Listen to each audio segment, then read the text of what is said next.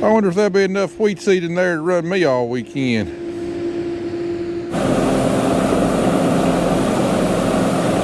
We're on a farm I said I wasn't ever coming back to.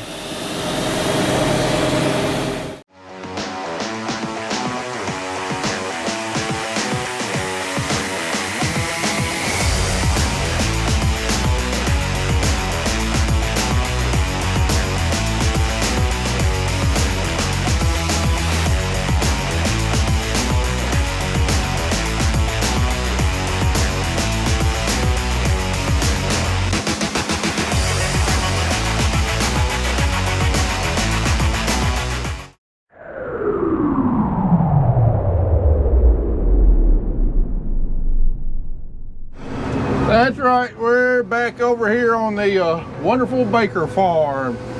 You know, when we're picking cotton, did time lapse of us driving away from this farm on to the next one. Said enjoyed the trip last time. Ever gonna have to come over here or leave this farm? Well, I was wrong.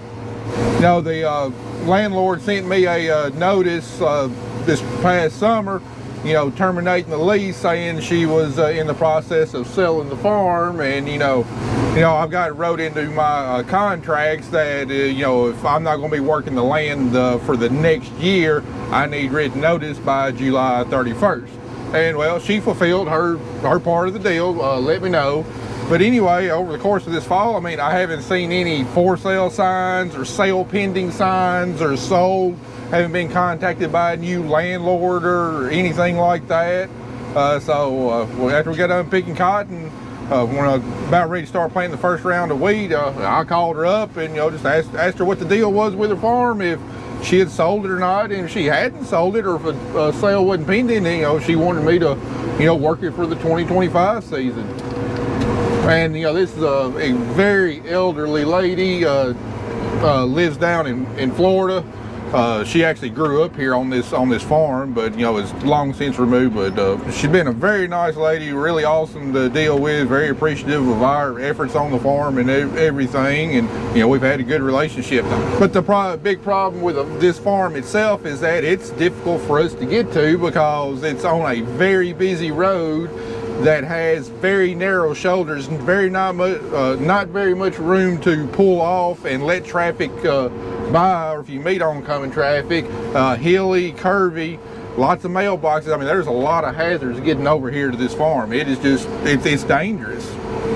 So I wasn't upset about losing the farm. Wasn't going to lose any sleep. Whoever the new landlord was going to be, I was not expecting to work the ground, because if somebody's going to pay what she was asking for this farm, it's not going to be kept in farm ground. It's going to be developed. But anyway, I called her up. She said, no, I haven't sold it yet. And she said, I've been meaning to call you to see if you'd be willing to work in 2025. I'm like, yeah, I mean, I'll be happy to take care of it for you. So here we are. And it's actually a pretty good deal, because we had cotton on this farm, and of course we follow the vast majority of our cotton with wheat and double crop soybeans, which year in, year out is the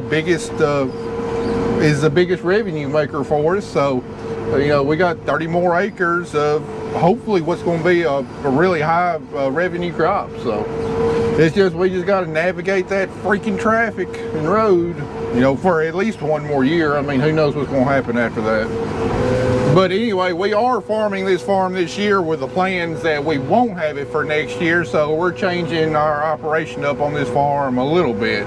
For one thing, I'm not making any long-term investments in this farm, because the likelihood of us seeing a return on those investments is very minimal.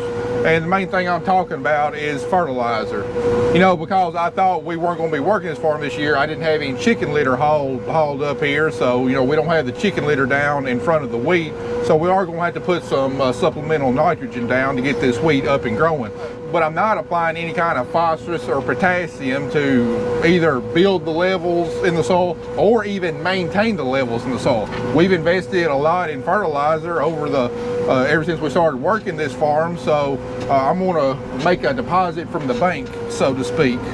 We've definitely got enough good fertility in the soil to get by for another couple of years. So I'm going to try to mine the soil a little bit of fertility.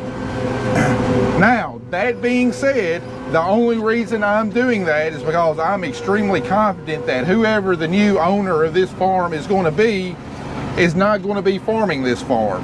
It's not going to be in farm ground. This is probably going to be somebody's front yard and backyard, or maybe some business's parking lot out here. It's not going to be crop ground. So if there's a bunch of development out here, that means a lot of soil is going to be moved. A lot of soil is going to be moved. You know, even if I were to maintain the fertility, it would be lost. So it makes absolutely no sense for me to try and maintain fertility on this farm if it's just going to be buried, moved somewhere else, any of those kinds of situations. Now, that being said, if I had confidence that this farm would be farmed by somebody else, that's not my standard practice. I would maintain it as I normally do to keep the ground fertile and productive. You know, because if there's one thing I hate, I hate picking up farms that the previous farmer knew that they weren't going to be farming it, so they basically mined that farm, and then I'm left with a poor farm that's going to take me 2, 3, 4, 5 years to build back up to where I need it to be in order for it to be a productive farm, and I'm not going to turn around and do that to some other farmer. But since there's like a 95% chance that that's not going to be the case this year, I've got no problem with mining the ground.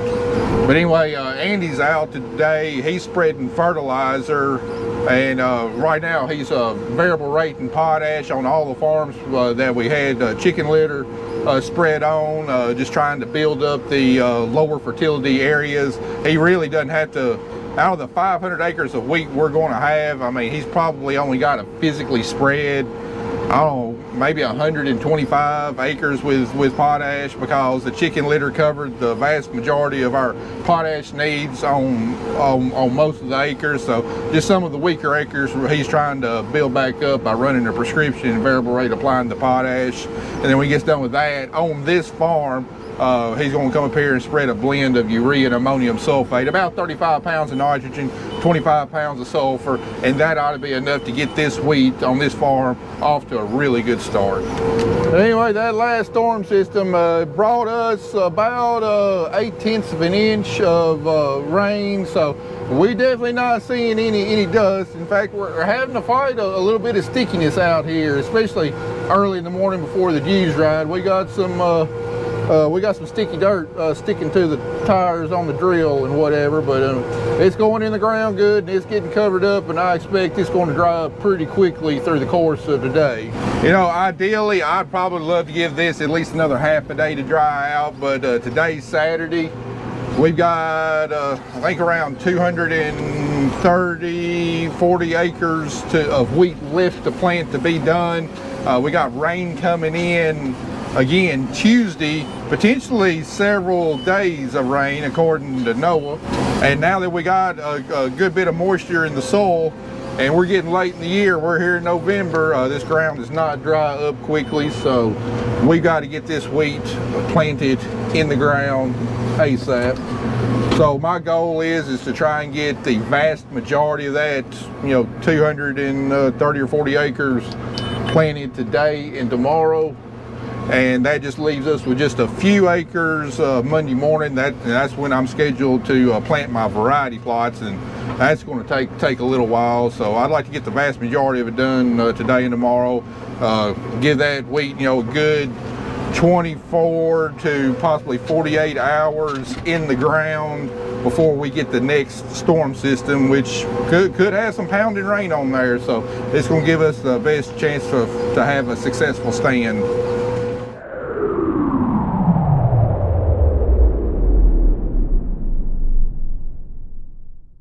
Well, I tell you what, we could not have timed this no better. We just got moved over here to Ferguson and Keeley, and I was kind of worried, well, modules hadn't been picked up yet, and I was going to have to plant around the modules and come back and plant the spots where the modules was later, but look at there. I was coming down the road, I seen a module truck pulling out. I was like, I got two benefits here. For one thing, I'm not going to have to plant around the modules. Second thing is, I get to give you a good clip of how they load the modules. Anyway, we got a tilting bed on this truck that's got chains on there. And it just backs itself up under, and the chains, you know, pull the modules up in the truck there.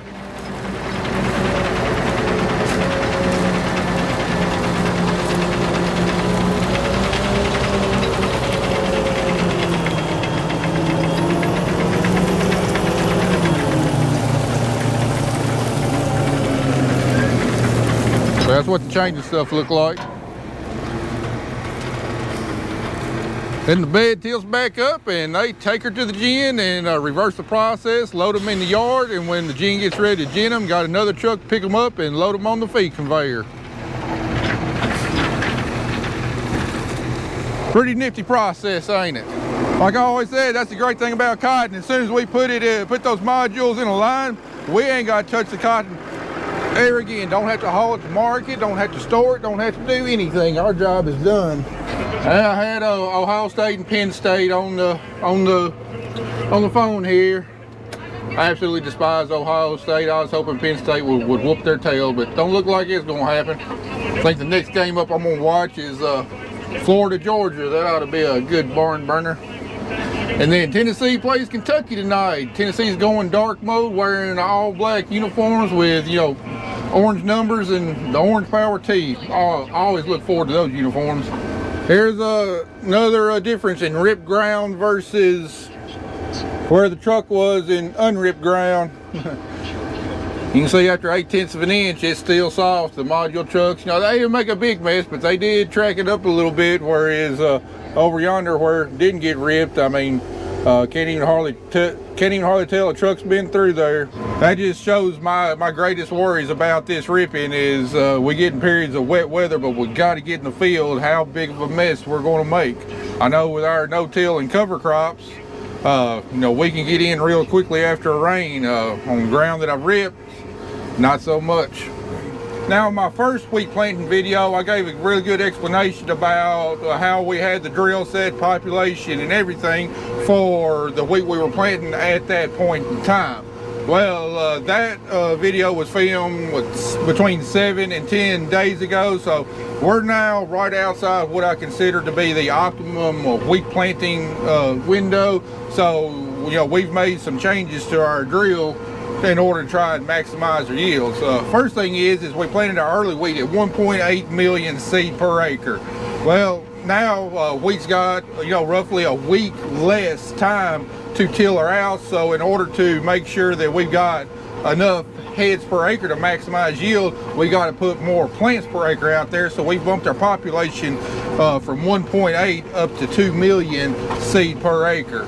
And then the other reason for that is, well, we're dealing with a little bit cooler soils. Weather's going to be getting colder as we go farther.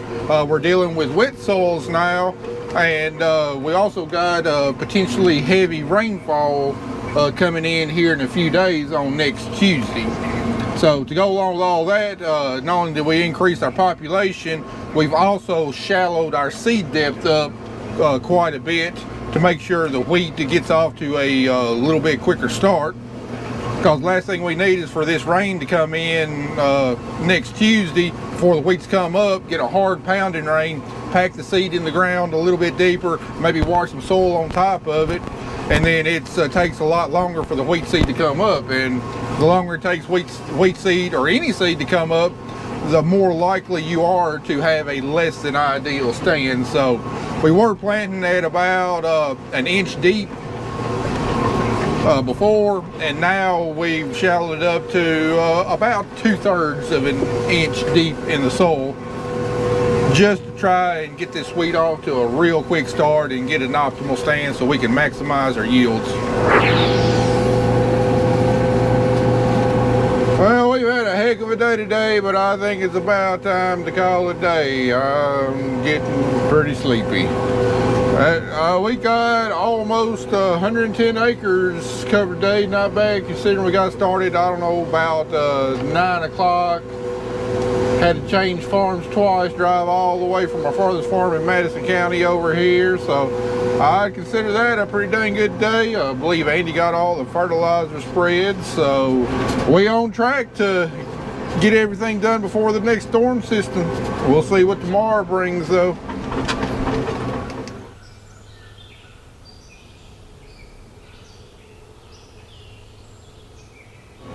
Well, we get an earlier start than normal today, but it's not because I got out of bed any earlier, it's because time changed last night. That's fine. I'm not really paying too much attention to the clock. I'm paying more attention to the cycle of the sun, so at least until we get done anyway.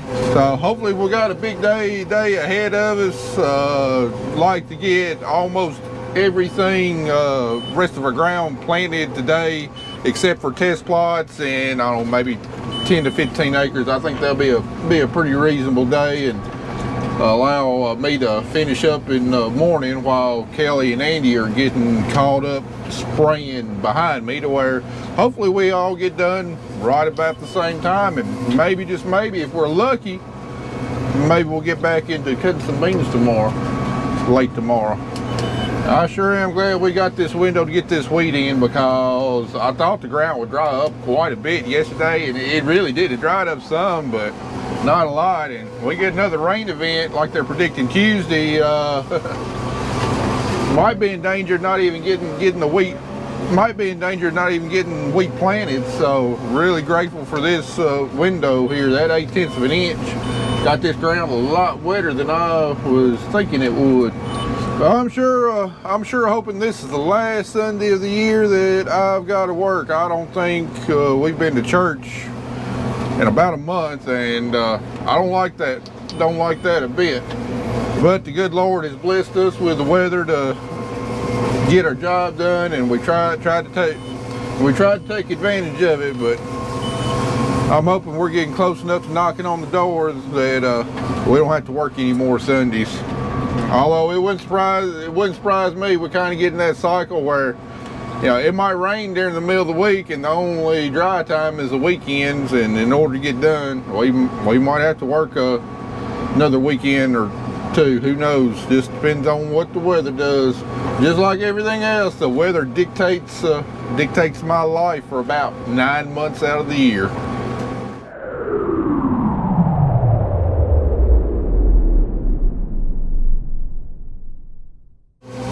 All right, in the past, when I've been either planting cover crops or planting wheat, I've had people ask me, you know, why we plant at an angle to the rows versus planting, you know, with the rows, which should be the most efficient, because that's how I plant, you know, our corn, soybeans, and cotton is the most efficient way to do a field with the least amount of turning around and the longest rows.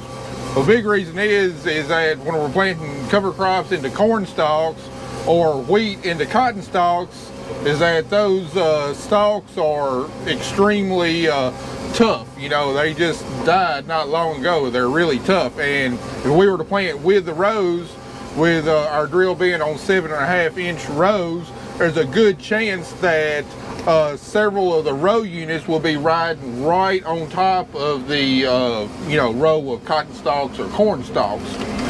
And as tough as they are, especially like the cotton stalks, you know, cotton is basically a small woody bush. You can imagine that those rows, the drill riding on top of the cotton rows or the corn rows, you know, it's really going to affect seed placement. Whereas when we're planting at an angle to the rows, the row units can kind of slide in between the stalks in the row of cotton, and we get a lot better seed placement and a lot more uniform stand. The only downside is, well, it's a little bit rougher because we're riding across rows, you know, rather than riding with the rows, and also we've got to make more passes because I'm not planting with the longest section of the field. We're planting across it, so we're planting shorter runs and have to turn around more. So that's the only downside. But if we want maximum yield potential, you know, that's a small price to pay. And there's also, I really don't know if it helps that much, but you know, the drill does act like a very light tillage tool, and running the drill at an angle to the rows does kind of help to smooth the ground out a little bit, not a whole lot, but just a little bit. And the reason the rows themselves get rougher is because when you're planting right on the same row year after year, you got all that root mass going down in there, so it's building that soil up. It's, you know, putting carbon and stuff right there in the row as opposed to the middle. So even though in a no-till environment, even when you're not doing any cultivating or anything, you know, the field kind of gets ridged as you go across the field where you're planting the same row on top of each other. So kind of by running the drill at an angle, it does help to mitigate that a little bit. And there's also my OCD complex. There's nothing I like more than when we come in here to cut the wheat and then plant our double crop soybeans behind it, is to see that absolutely perfect striping with the tire tracks on the combine and then the planter row unit marks going through that wheat stubble, and where I'm planting at an angle to the rows. I mean, you got absolutely perfect lines, whereas if I were to drill with the row, you know, you can see the rows of the wheat, but if I'm planting across the rows, you know, you can't see the rows of wheat, so it looks like it's solidly seated across there. And but anyway, that's just one of my life's little pleasures that I like looking at, you know, after we get done cutting wheat, is seeing that absolutely perfect striping, kind of like a baseball stadium, you know. So there's also that. Doesn't affect my pocketbook, make me any more money, but it does put a smile on my face.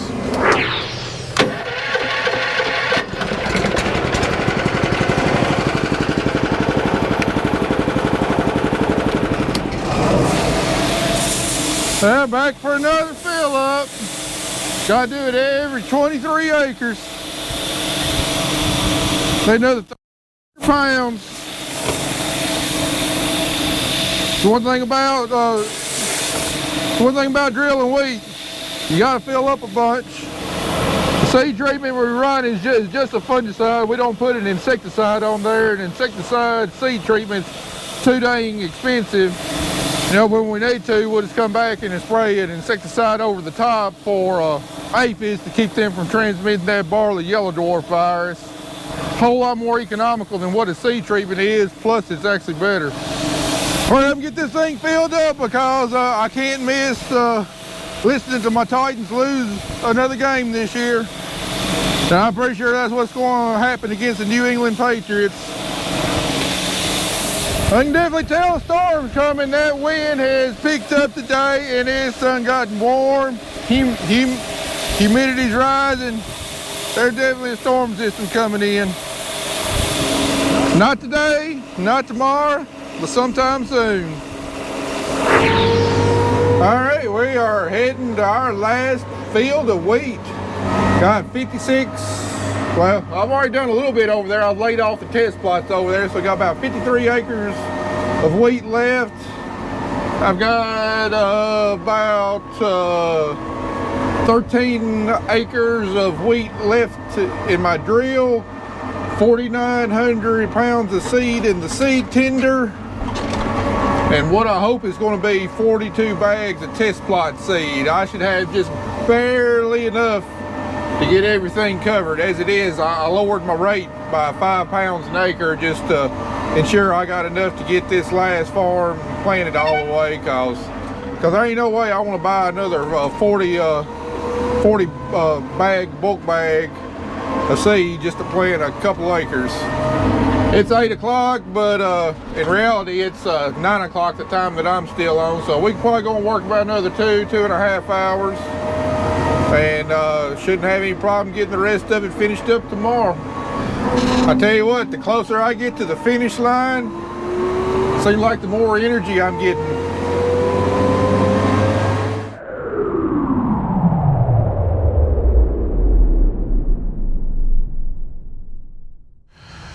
Well, you can see that early planted wheat coming up real nice, real nice. And I hope to get the rest of the wheat planting done today. We got on about 30 acres before we get to planting test plots and finishing it up. We got bigger problems to deal with. Rain coming in today and potentially 4 or 5 days of rain. We got to get sprayed behind what we planted, but can't do that with a flat tire. So Andy and I got the shield off and waiting on the tire man to show up. Stuff happens to miss most inopportune times. Let me show you what caused the flat.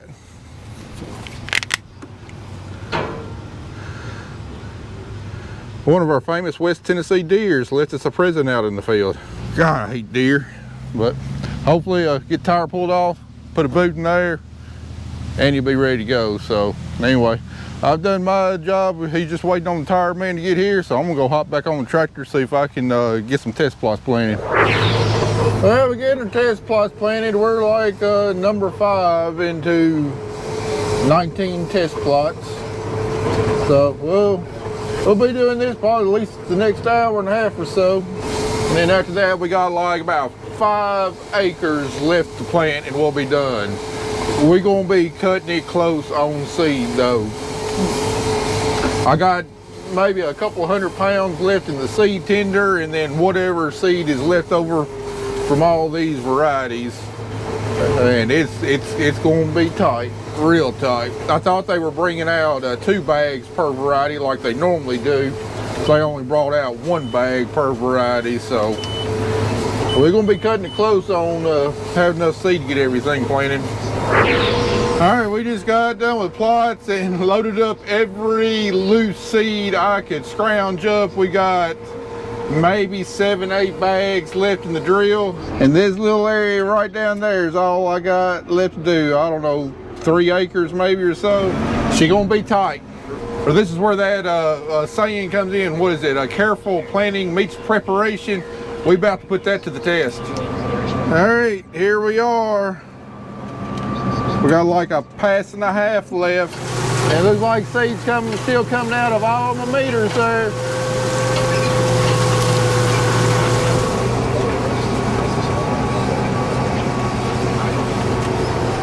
All right, there we go. All 490 something acres of wheat is now in the ground. Let's go back there and see how much seed we got left in the box. I know to some of you non-farmers, that looks like a whole lot of seed still left in there. But in reality, that's about maybe 2 acres worth of seed. And when you're dealing with an inaccurate implement like a grain drill, you cannot plan for 500 acres of wheat and then just have just that amount left over. I mean, it's like almost impossible. So not much at all. I'm absolutely tickled. All right, guys, we're gonna make just a couple laps here around the field, just run the rest of this seed out right here, and then we still got some daylight left. I think I'm gonna go hop on the combine. We ain't done yet. We still got 500 acres of beans to get out. And storm's coming. Appreciate y'all watching. We'll see you in the next one.